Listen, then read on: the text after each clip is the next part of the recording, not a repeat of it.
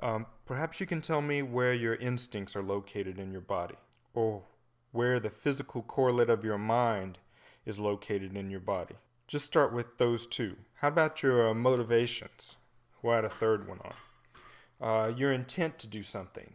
Is that a physical thing in your body? If these things are not physical, and I'm going to argue, my position is they're not, then how different are they from sort of these magical things that the azande are talking about? And of course that's crazy talk, and of course they are different in ways that I have no doubt that you will go into the discussion group and explain, just so I can understand just how different they are. But keep in mind that this thing about sometimes killing, that bullets sometimes kill, that cocaine sometimes kill, that binga sometimes kills, is just not an acceptable scientific explanation. When you say the binga sometimes poisons, then you don't know what the binga is doing. Okay, just sort of to come back or summarize a little bit.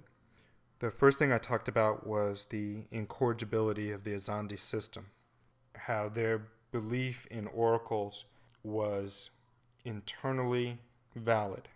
It was an internally logically coherent system, which was not breakable from the outside. At least, it was by physical force, but it wasn't by using the logic of our system on their system, so to speak. So now what I want to do is sort of clarify a difference between the way the azande see the oracle and the way we might see the oracle. And I take it for all of us, and this includes me, that we look at the substance going down the chicken's throat, and that's what is hurting the chicken. For the azande, the binga is part of the ritual that sort of calls the oracle. The oracle speaks through the ritual. The binga is part of that ritual, but it is not an actor in that sense. I drive my car to school. Does that make the car the thing that does the driving? No, it's an inanimate object. It's really the force here, the intent, what's pushing things, the motivation is me. I'm the real actor. For the azande, it is magic speaking that is the real actor. Binga's just a way of building a tube so that magic can speak. So the binga itself really is kind of unimportant as a force acting. It's just a force allowing. So just to make clear, there's a distinction. We look at the substance we see, the physical substance, and we say, hey, that's the thing. They say no, the physical substance is just part of something that brings this metaphysical object through, that allows magic to speak. The physical substance is not the thing itself. Evans Pritchard, in an effort to sort of show the azande that they were wrong, I mean, that's all I can sort of make of it. He sent some of the binga to I think a chemist in England. Received word back that the substance, it wasn't completely identifiable, but it was a substance closely related to strychnine, which I think paralyzes. And on the same line where we all agree that the binga is poison, it's a poison like strychnine that probably causes paralysis in the chickens. Keep in mind this was the 1920s when he had the analysis done.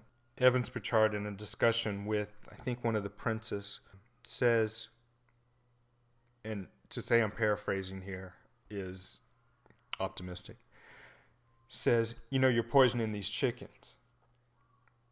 Binga is a poison. And the prince replies, no, the oracle speaks through the oracle. I'm sorry, magic speaks through the oracle. Binga's part of it. Evans Pritchard says, yes, but I had binga analyzed, and there's poison in it. So the prince asks for his binga to be brought, cracks it open, and says, or looks at it and says, I don't see any poison. Evans Pritchard says, yes, but inside there are molecules, and some of the molecules inside contain poison. And so the prince opens the binga, sort of, just breaks it apart. It's like a Play-Doh, just sort of breaks it and says, "Show me the poison." Evans Pritchard says, "Well, it's made up of molecules, and they're all sort of mixed together." And the prince says, "What's a molecule?" Evans Pritchard says, "Well, a molecule is, everything is built out of molecules. There are these very small things, so small that the human eye cannot see them. But they're a part of everything that you see. And certain combinations of them do certain things." And the prince says, "Okay, so you have it that there are these things which compose the entire world, which are not visible for anyone to see, but they determine how everything acts and is acted upon. It's magic. The oracle speaks. The magic speaks through the oracle, through the life and death of the chicken." Again, Evans Pritchard, with his logic, cannot penetrate the logic of the azande system. I hesitate to say I need to clarify something. I've started the class on what must seem like an extremely odd point, talking about some African tribe and their ways of choking a chicken to find things out. Still, I just want to clarify one thing, or I just want to make a distinction here. The azande system is internally coherent. It works, and it worked for the azande, and they were able to know things and prove things and adjudicate matters and figure things out. And then once they knew them, there was a punishment. You could close things off and go on to the next thing. The system worked. I don't think their system got at the truth. I don't think it was accurate or correct.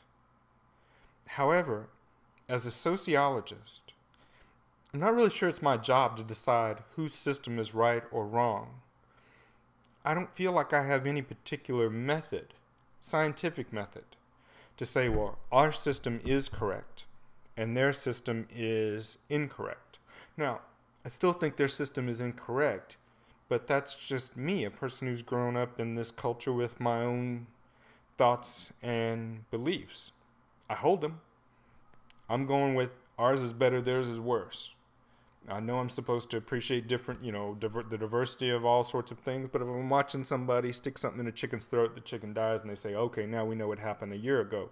I'm a little fuzzy on that, At the same time, there are some strange things going on in this country, and I'm a little fuzzy on those things too. I'm just trying to distinguish here between, okay, we're all people coming in here with judgments and things like that.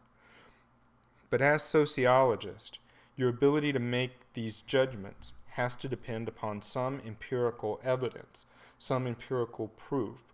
It's not simply a matter of you imposing your cultural standards on some other culture. Beyond which, I think deciding that somebody else's way is bad or wrong is kind of bad work for a sociologist. There's just better places to get such things done. So all I want to do here is kind of distinguish between those two poles. So your assignment at this point is to find a place where people have come to know something, where they've concluded something, where they've found something out. I'd like this to come from two sources. One, official. I'm really looking for something in the media where they find something out. And the second is interactional, just something that you would hear from the usual, day's interactions with other people.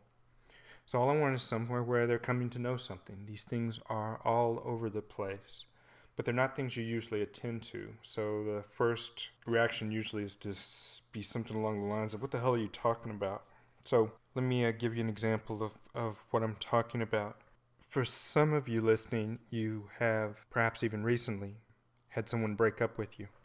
And when they break up with you, on occasion they will say, this is why I'm breaking up with you.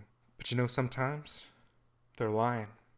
And they're lying. And that's not really the truth. And sometimes you just don't know if they're lying or not. But you wonder. You wonder why they really broke up with you. Well, there's a problem. You can't know why they broke up with you. One, they probably won't tell you. Two, they may not know. If you honestly got them to answer the question, they may in the end say, I don't know why I'm breaking up with you. It's a hunch. It's a feeling. For those of you who have gone through this recently, let me help you out.